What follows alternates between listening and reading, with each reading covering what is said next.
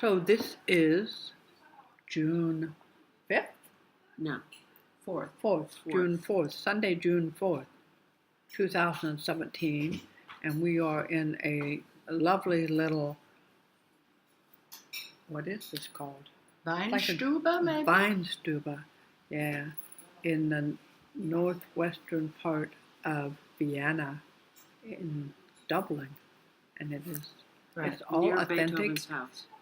Near Beethoven's house. Yeah, authentic and German and wooden and clean and cozy. And we have wine, and maybe we're going to say something now. So I think we were going to start talking about impressions just especially from yesterday, from the day of anatomy, followed by the Beethoven freeze, followed by our outdoor rainstorm adventure. Rainstorm. Somehow that was the best. Mm-hmm. The rainstorm adventure? Yeah, sitting in the Vienna Riding School courtyard, Yeah. having an Aperol spritzer and a gin and tonic, and under a huge umbrella in the middle of the courtyard, with everyone running around us frantically because they were getting soaked, and we weren't.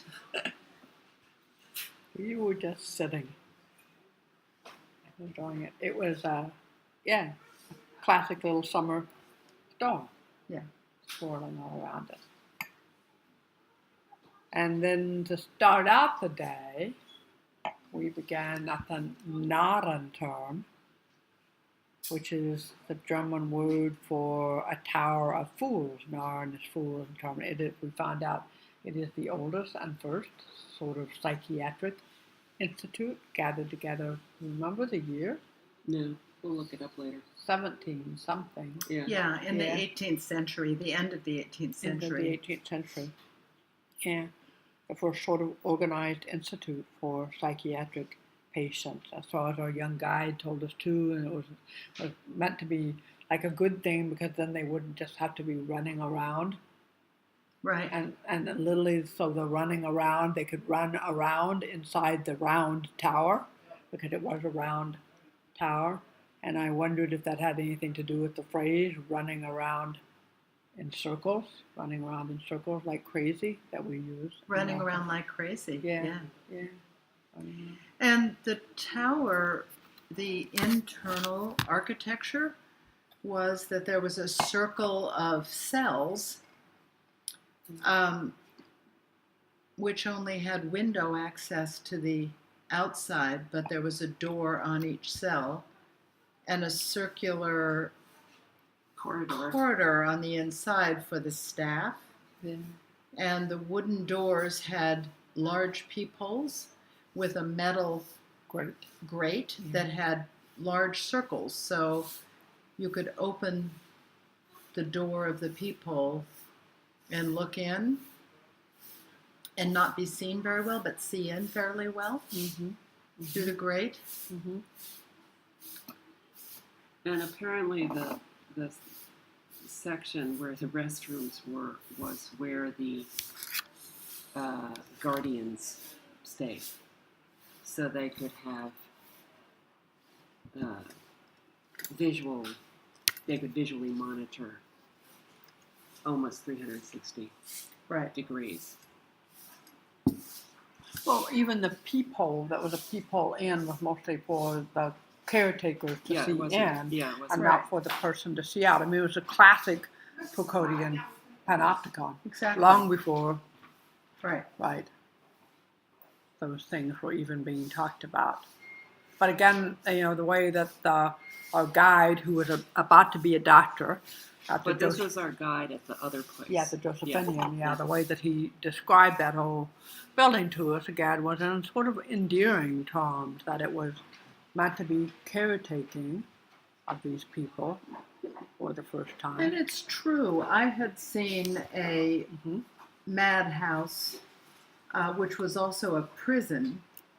And of course, mad people often ended up in prisons in Lancaster, in the west of the UK, which actually had a panopticon in it. but in the cells is where mad people and poor people were always put. Yeah. And there was a very moving set of chairs that I saw in Lancaster called the lunatic. There were 2 lunatic chairs, Mm-hmm. and they looked a little bit like an electric chair. They were rather large wooden chairs with a very small hole in the seat that had a chamber pot under it, and straps all over the chair. That's what made it look a little bit like an old-fashioned electric chair. But there was a lot of carving on these chairs, that kind of marking of time, also on the insides of the cells, where Yeah. there'd be a mark for a certain period of time, and maybe 5 or 6 or 7, and then you'd cross it off and move on to the next grouping. And it was clear that and I mean, Foucault tells us this, but I think it's important for us to understand that incarceration, that an asylum is where we were as throughout history. Yeah. We were either begging in public space or locked up in an asylum or in a domestic space locked up. Yeah. And then, I guess one thing that I also saw, there was that sort of endearing and caretaking thing, and so now it's been turned into Vienna's cheap pathology museum, and therein lies the rub, right? So it's no longer the Fool's Tower, but it is this sort of very closed-in, small, cloistered, so they put all these jars of pathological, tons of pictures of pathological conditions, from tuberculosis, for example, smallpox, syphilis, AIDS. Right, where you could see many pictures and then also specimens in jars, and also sort of wax specimens of parts of bodies, heavily tilted towards the sexual parts of bodies that carried these diseases on them. I don't know. So I guess they needed to do something with the tower, but how uncanny that that's what it ends up being. Yeah. The place to put all the history of pathology. And right next to the Narrenturm was a Beer courtyard, which had been the poorhouse at one point, which I think is really important, that the madhouse and the poorhouse are always quite closely associated with each other. Yeah. I found that the Narrenturm, there was nothing there for me. There was nothing there for a blind person. It was very ocular-centric in terms of display. And it was also very claustrophobic. Yeah. I was glad to be there for the architectural experience, but it was claustrophobic. It was fairly crowded, or at least there were enough people that you were always having to get out of people's way. Yeah. The display cases were sort of obstructing movement through the corridor and movement around the little cells. And the corridors and the cells were relatively small. Yeah. So And the rooms were terribly small. Yeah. So everything felt. So I guess there was a kind of recreation Of the experience. of an experience of that as a place. Yeah. And I couldn't help but wonder who those other people were and why they were there. Like, I knew exactly. why we were there. Yeah. But, why would these other people come out on a Saturday morning Yeah. Yeah. Exactly. to see this place? Yeah. Well, I mean, it's medical education in some way. Yeah.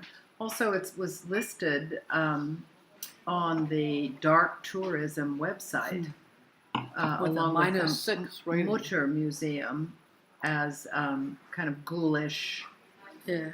Is -6? freaky It places was a to go. -6. Is that a good rating? Is that a I high? guess so. We don't high know. score? We need to look whether the ratings go down -10 for darkness or what the scale is. Yeah. But it was a -6, and the Josephinium Wax Museum was a -5. It was not as well done at all as the Mutter Museum, but the Mutter Museum wasn't an asylum. It was an actual. The Mutter Museum in Philadelphia was an actual collection, a medical museum, a Victorian 19th century medical museum. That's the descendant of the Cabinet of Curiosities. Oh. And so there are more artfully done wax models, and also more distressing specimens in jars, Yeah. more skeletons. It was more like the Wellcome collection that Georgina and I visited. Oh, there was actually for me a kind of odd appreciation of the fact that this wasn't more artfully done. Yeah. That it was actually kind of poor, like you said, Yeah. very awkward, not very accessible, and put you in that claustrophobic space, and everything was very old in it. And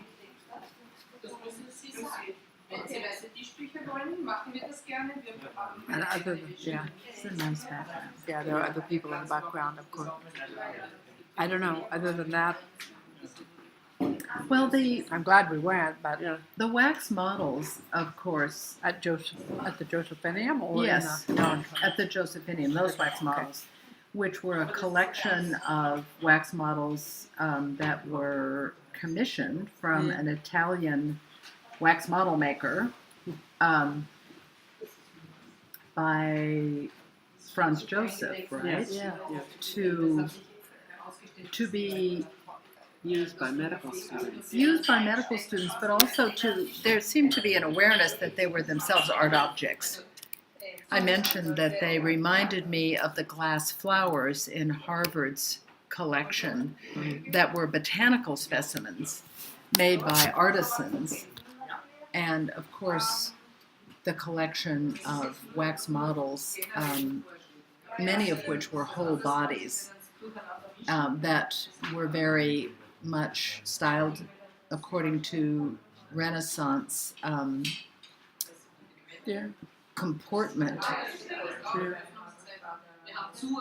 because the Renaissance art in Italy in particular, of course Michelangelo, we know this is and Leonardo were celebrations of the human. I mean, one thinks of the Vitruvian Man, and in some ways they were all parts of the Vitruvian Man. Yes. Maybe with a little bit of even health issues. Right. Well, even the poses that they put them on. Well, exactly. It It looked like something out of the Sistine Chapel. Yes. Absolutely. But the thing to note, of course, for all of us about those wax models in the Josephinium, am I saying that right? I think so. Is the problem they had with the women. So he explained to us that the male models were all flayed and their skin was stripped off, which gave them a kind of stylized, elegant look. But all the women models, the full models, resembled mannequins. They were all fully enfleshed, and as if they were covered by their own skin. And then they were opened up and laid back in the middle. As if there were a kind of wash tub carved out of their gut. Very good. So just the middle, also just that you could just represent a sort of middle inner and organs. heart. And of course with the emphasis, white, of course, on the reproductive organs. And beautiful long hair. And the pearls. Right, and a figure that was... Yes, one of them had pearls. One of them had pearls. The Venus Medici. Medici? Is that what she... Medici? Oh, right. It looked like a Botticelli. You're right. It looked like a Botticelli. Yeah, that's what they refer to her as. But they had a little Venus-like. I mean, that they were... The figure was not full, but on the fully Well, side. and they looked like the many dead women that are represented in Western art. Yeah. We know that Poe said there's nothing more beautiful than the death of a. There's nothing more poetic than the death of a beautiful woman, and Yeah. it felt very much like that. Yeah. There she was. One thing I was struck by in the room, since we had a private tour, we got to go into A those secret rooms, the rooms with the wax models, sort of the best preserved section of it. Yeah. And that he explained that each case had a diagram on the wall above it. Mm. And then there was a little drawer beneath it.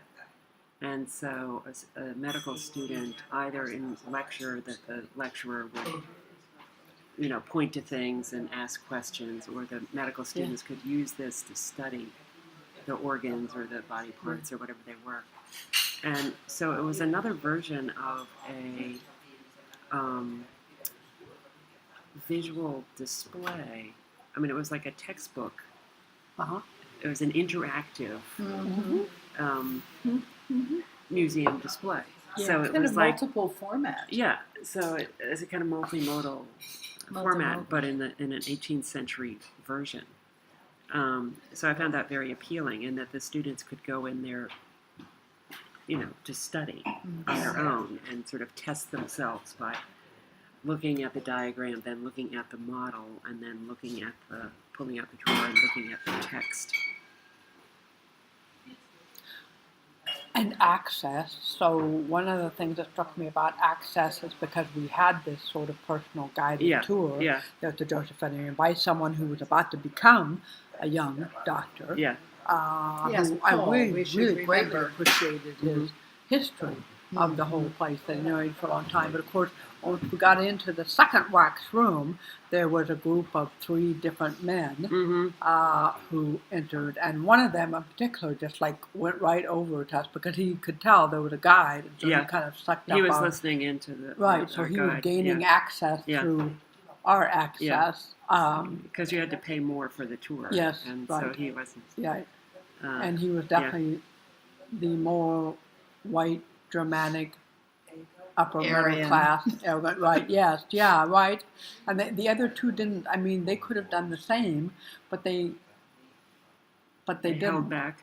Yeah, Yeah. they didn't, you know. But I think he was translating for them, because I think he went back Oh. and said, "Oh, he says blah blah blah." Yeah, So kind of like we do. yeah, Right? yeah, Yeah, and various things. yeah. But I was also struck by the fact that these models have been there continuously since whenever they were commissioned, and that that the cases are all of rosewood, Yeah. and the glass is that Mhm. specially made glass and so on. So they're kind of art objects in and of themselves. Yeah. So And that we was- mentioned that I had forgot about this, although I knew about it, that during the war, there was an agreement, maybe part Yeah, of the yeah. Gene- well, It was- there was an agreement that hospitals would have red crosses painted on their roofs, Mm-hmm. and the idea was that they wouldn't be bombed, and so this ended up being part of a building that had a red cross. Yeah, Yeah. On the it's top. adjacent to the main hospital Yeah. building. So Although Yeah. I didn't think there was as much bombing at all that went on in Austria. Austria, no. Yeah, not but I much think at they all. were worried Not about much it. at all. But Yeah. the other interesting fact from that period was that there are 20-some models that are missing. They know Yeah. are missing, and Oh, they think it was yeah. because the director was a Oh, Nazi sympathizer, and he Yeah. took them yeah. and either gave them Yeah. to people, or Right. Yeah. they don't know what happened to them. And he And- said they found They some found parts of pieces the of them. cases in flea markets. Yeah. Yeah, And so then we're they calling them back. reclaimed them. Recalling. Yeah, yeah. Yeah. Yeah. So we missed the pathology section, Yeah, which is- although there was a lot of pathology, but it was the obstetrical pathology section that was closed Closed for. off. I guess the room was Restoration. being restored, or maybe they were, which was a great disappointment, I think, I actually need to come back because Yeah, that's next where time. we were going to see our folks Yeah. Yeah. in terms of congenital Yeah. disability or genetic, what we now think of as genetic disability. Yeah. So we can ask for some of them, though. Yeah, we can ask actually if there are pictures, just like when I make the request for the other things, to see if we can actually gain any of those images or pictures. From that Then the room, other thing yeah. that happened was leaving there and going to the beer garden.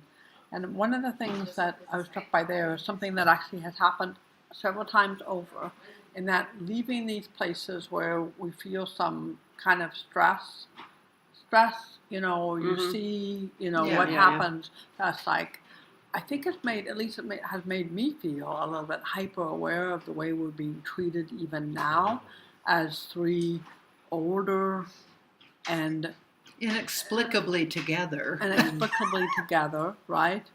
And whether or not I'm sure that the men always waiting on us can read our difference in disability, and also because we're older, so there's this kind of gruff treatment that we are often, at least me, feeling irritated a little bit. Although German and Austrian Yep. culture is known for Yep. bad customer service. I've heard Yeah. my German friends say this, Yeah. who live in America. Yeah. Yeah. But that's part of my point. So it's probably actually fairly so-called normal. But it seems, because I've been attentive to all of us and you too, when we about how it's also very, it jangles even more than in Right. other places. Well, I I feel think more because there are the three of us together, we have had a kind of triple dose of experiencing the Yeah. stress, if you will, the kind of everyday stress that comes from stigma management, Yeah. where you're constantly aware that you're a bit of a scene Uh-huh. and that you're doing things differently from the way normates do things, Mm-hmm.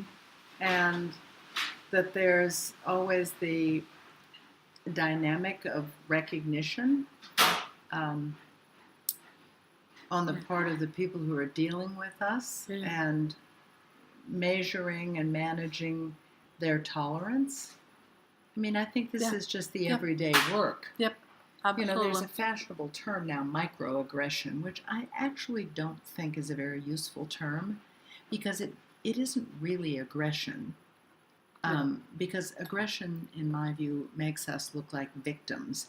And I think that one of the things that I don't see put forward in discourses around ethnicity is our capacity, and I stress this in my work in general, but certainly in the book I wrote about staring, our capacity to manage social relations and environments in order to make them more effective for us. And whether that's making somebody feel calmer in our presence, not because we care about how they feel, but because we need to get something done. Yeah, yeah. And it works better if they're not jangled Yeah. about us. Well, I feel when the three of us together, or any combination of us are together, I actually feel less jangled by that. Because I do. I feel like Yeah. it's spread over the three of us. Right. Whereas when I'm in the world by myself, it's all directed at me. But they're more jangled. They're more jangled by the three Yes, of I know. us But then than- I feel Exactly. He looked at us like he went, just saying. Wait a second. Do I we will want anything with else dinner to if we drink eat a or little eat? bit. Uh-huh. Should we We're order making food? a recording. We're on a research trip. We're doing We're research. So. Professor. And so we are talking about our research yesterday. So now, Should we, so now the now order- you're on order our of- recording. Would you like Yes. to talk? Should we you speak order? very good English. Should we order dinner? Should we pause and order dinner? Yes. Yeah. That would actually make a great Yes, place why because don't we're we stop? 25 minutes Yeah, in. yeah. So It's too big Yeah. to file.